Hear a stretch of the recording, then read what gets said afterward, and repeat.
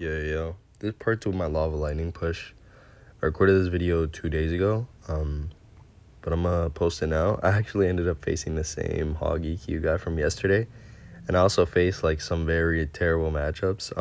One of them was actually like the most crazy 100 I've ever seen, but I was able to win, and the player wasn't even that bad. He had top 1,000 finishes, top 500 finishes. He was really good. So yeah, let's see. Yeah, first game up against Do. Top 3,000 finish in OG ladder, and this matchup was actually crazy. He also had a 700 GT finish. Look, even by starting hand, you could tell this is pretty bad. He has Cannoneer, Inferno, Tesla, Executioner, just things that even alone you wouldn't want to see when you're playing Lava Hound. He has them all in the same deck, so this is a little crazy. Now here he goes for that, so I think I'm just going to get some lightning value on all of it. Yep, that's exactly what I did. Probably get the Vulcan to defend both of these. And yeah, like at this point, I'm already thinking, how am I going to win? I've already seen 2 cards that aren't even lightningable, because if he goes Inferno, I'm going to have to lightning arrows it. Same with Exy. And then if he goes Inferno, that's like a +5 elixir trade for him, just for me to get it off the board. And then he still has Exy behind it. So I'm already thinking 100-0, and then he plays Evo E-Drag. So I'm like, okay, billion-0. And if you look in his hands, he has NATO, arrows, and Tesla. So yeah, this is like the worst matchup I've ever faced in my life. But you know, we're gonna make it work. Show you guys how to play against these like super hard lava counters. Just because most mid ladder decks are actually centered towards beating Lava Hound for some reason. Maybe like they struggle with it because they don't know how to defend. But yeah, this is kind of like my forte, beating these mid ladder decks. But yeah, I see the Tesla now, and I'm like, okay, yikes. So at this point, I'm already knowing the game plan is to, I guess, play perfect defense and then make sure I can get at least some lava chip. Probably try to win by OT. That's really the only way you win these matchups. And now I've seen arrows, so I'm like, okay, it's even worse than I thought, because he also has arrows for the lava pups, and for like potential guards shenanigans with, you know, his Xe. So he has NATO for his Xe, his E-Drag. I already know he has NATO. The reason I know he has NATO is because he has E-Drag and Executioner. You'll rarely ever see the deck without that. Here I go for the lightning, but I make sure not to get the E-Golem, or I would have lost. Just because I needed to get rid of that E-Drag. And the E-Drag was the weakest, so it wouldn't have been targeted. Here I just go for the Lava Hound, a little bit late. I was just seeing if I wanted to go for it. Then I'm like, okay, you can't punish me, and I could get some chip in, so it's worth it. And then here I'm like thinking, so I'm like, okay, I guess I'll just like preemptively go for the Inferno Drag in the back, split guards. Actually split them the wrong way. I remember I tried to split them the other way. And then here I see the other Xe come down. That's just a free lightning. Probably gonna get some arrows in, and then try to bail myself out with the Valkyrie. And then yep, he pre-NATOs. He's pretty good, so obviously like that's, you don't even have to be like that great to think of that play. But here I know he's low because he just NATO arrowed that, so I'm just gonna get a lightning in. Make sure I kill that Xe, get some chip on the tower. Hopefully my brawler would have got in there in an ideal situation, but it didn't. He just retargets with the Tesla. I knew he had that. In matchups like these where it's like this bad, you kind of have to count cycle. Make sure you're not going to get bamboozled by any weird like plays he does, because he has like a weird cycle. So yeah, here I know the ideal play is to I guess bridge block and then try to get back to lightning, which is exactly what I did. I see the Evo E-Drag here, so I immediately lightning. He's smart, so he blocked it with an Xe. It's not really gonna matter too much. I have Valkyrie to pull this back. Yeah, and I played Valkyrie at the very edge of my screen just so he couldn't NATO it back to tower if he wanted to, which he did try to do. Predicting that the Valkyrie. And then yeah, it's pretty much the same game plan this whole time. He's gonna try to block the lightning with too much stuff. I'm gonna play a Lava Hound so that I can actually block his supporting troops, and then just take care of the E-Golems. He played 2 of them, but I have Evo Valkyrie again, so I'm fine. That's why I was fine to go for that like commitment with the lava, because Evil Valkyrie could bail me out if anything. I'm gonna go Inferno, block with guards, get a lightning in, probably get an arrows in too. Yep. Yeah, the reason I'm able to like I guess exactly what I did, even though this was like 2 days ago, is just because I pretty much play the exact same way every single time when I'm up against these types of matchups. I kind of have it down to like a system of plays I do to make sure I win. And then yeah, made the Eagle and go to the opposite lane, just blocking bridge for his air troops, and that was game. As I said, like I knew it was gonna come down to OT, because there's no way you can break through and get like a good push, especially without a loon. But a loon would have made this even worse. But yeah, that guy was top 1,000 finish. Still beat him pretty easily. And then let's get into the next one. Okay, this guy, multiple top 500 finishes, playing fireball bait. The reason I wanted to show this game specifically is because I actually end up lagging out, going down a tower within the first minute and still coming back. So, you know, in for a treat. By the way, at this point, I want to ask you guys, could you please like and sub? Because YouTube, like recently, I'm guessing because I took like a little break, hasn't been like pushing any of my videos out. So the only way to like tell them to like start pushing my videos out again is if they see like people are interacting with the content. And then yeah, at this point I lagged out.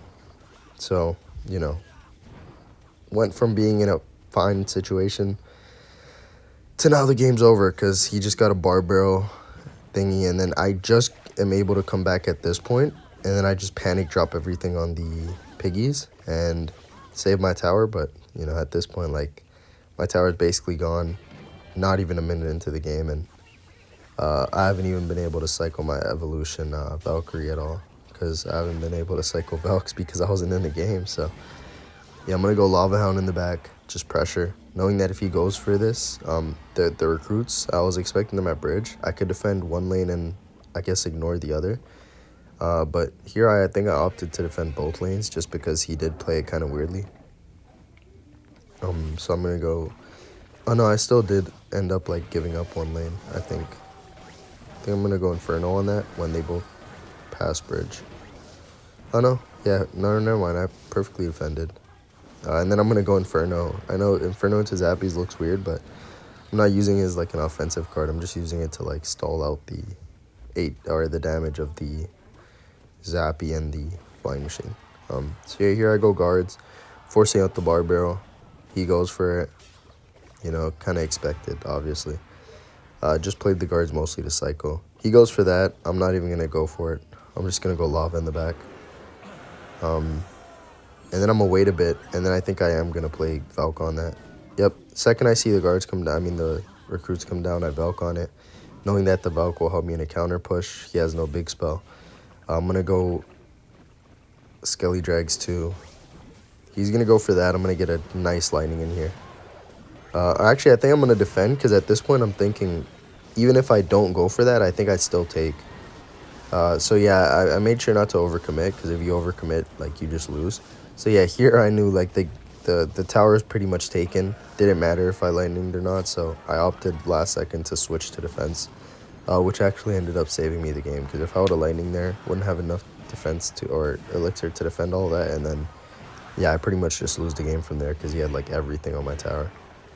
Here I'm gonna go for, I think, guards mid instead of cage. The reason I opted for no cage was kind of like make sure I have something that can properly defend the piggies, because I knew this game was gonna, or I believe this game was gonna come down to OT, just because I didn't want to play like super aggressively. Here I played super aggressively because if you notice, he has no pressure cards in his cycle, so that's another like great tip just in general. Always make sure you're counting cycle, because especially with like Lava Hound and general beatdowns, not so much Golem, because Golem you can pretty much go Golem in the back at any point as long as they don't have like 1 or 2 cards.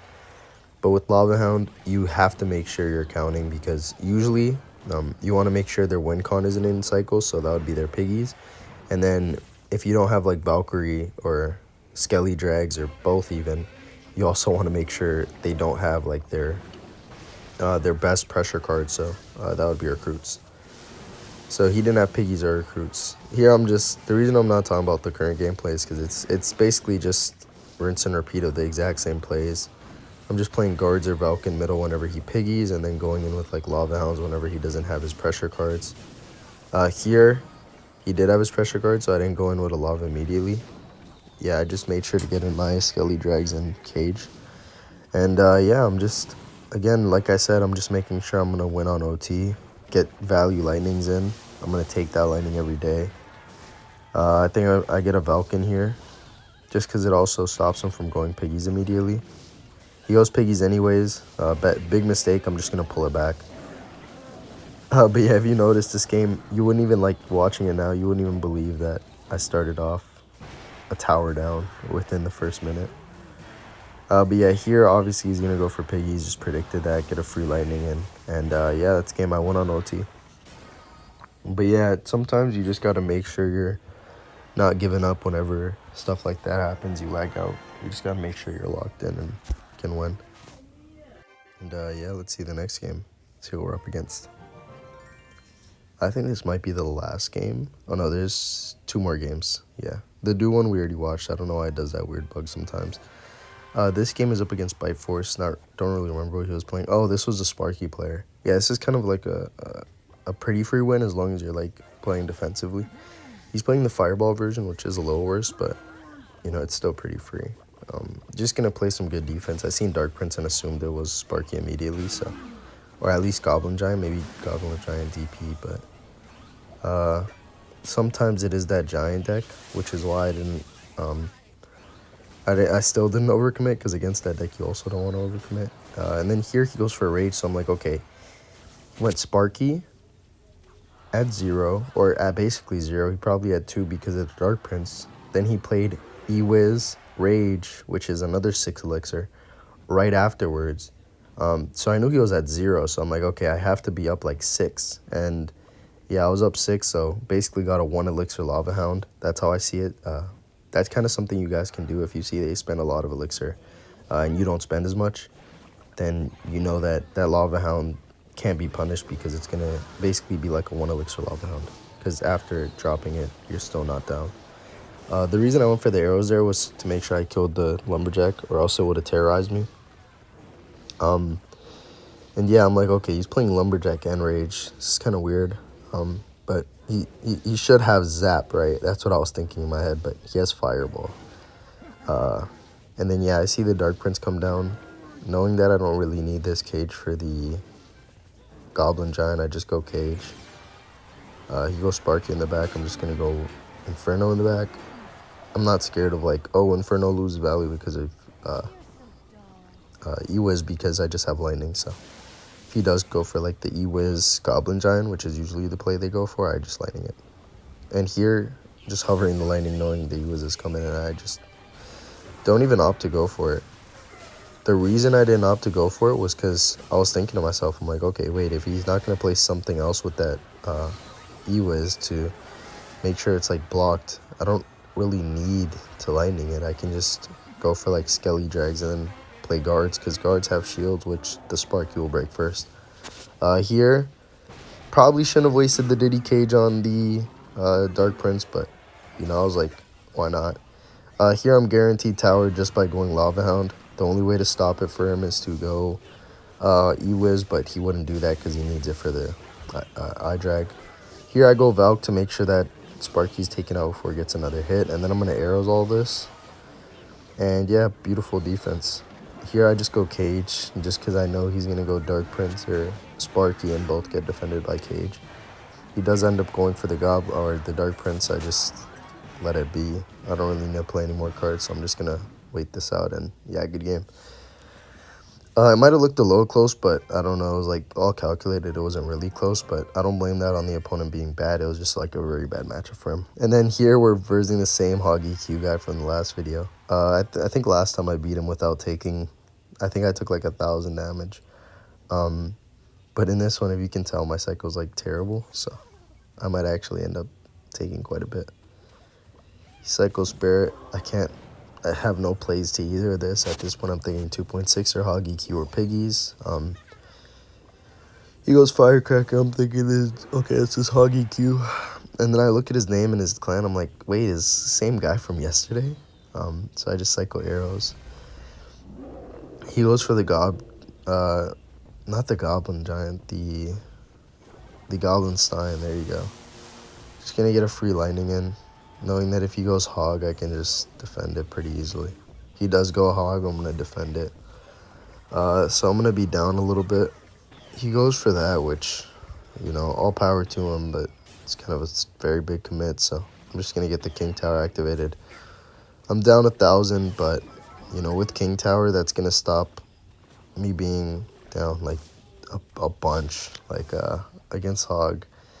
Without King Tower against Lava Hound, it pretty much always gets 2 hits, unless you play like 7 elixir or more. So with this, I'm gonna be able to only get 1 hit while not having to like overcommit a bunch. I think here I go for anti-EQ placement. Yep, I knew the hog was coming because I don't know why cycle players are so predictable. They need to like stop doing this, but every single time they want to go for a hog rider, they cycle Skelly's Ice Spirit at bridge, which, you know, I get why, right? But they also got to think like it makes it easy to read, because if they cycled it like in the back, it would look like normal cycling, and then they go hog. But if they cycle it at bridge, sure, it helps your push, but it also tells the opponent that you're about to go hog. Which also can get them predict. Like sometimes if I see like Skelly's Ice Spirit, I'd like pre-play something, like maybe pre-play Evo Valk. So yeah, just, I don't know, I'd recommend you guys don't do that. Here, one of my guards starts focusing on the Skellies, so I do take 2 hits, even though King Tower is activated. I'm going to go Skelly Dregs just to kind of bait out the thingy, but he didn't play the Firecracker, so I just lightninged it. I was like, you know, if he's not going to play it, no point of, like, I guess baiting it out. Here, I'm expecting a Hog Rider, so I went for the good placement on the Evo Cage, and it did work out. I think I get 0 hits here. King Tower helped. As I said, like, King Tower was worth it. Because even though I was, like, down 1,000, it saved me, like, a couple thousand, or it saves me a couple thousand in the long run if I play perfectly. Here you go for that. I'm just going to get a lightning in. Knowing that if he does choose to go for hog, he's only going to get 1 hit because I have King Tower and I have guards. So yeah, here I play the guards, knowing he's going to get 1 hit, down to 900. Even he'd need another hog hit to win this game. I know for a fact I can stop the hog hit. Yep, he's already getting ready to set up his hog, but I know for a fact he's not going to get any damage with it. Yep, like I said, and then I know he has nothing for lightning because Skellies can't block a 355 HP tower, so I just lightning in. Yeah, that'll be game. I do believe that is the last game, so I might have to end the video here. Yep, that's the last game. I'll see you guys in the next one.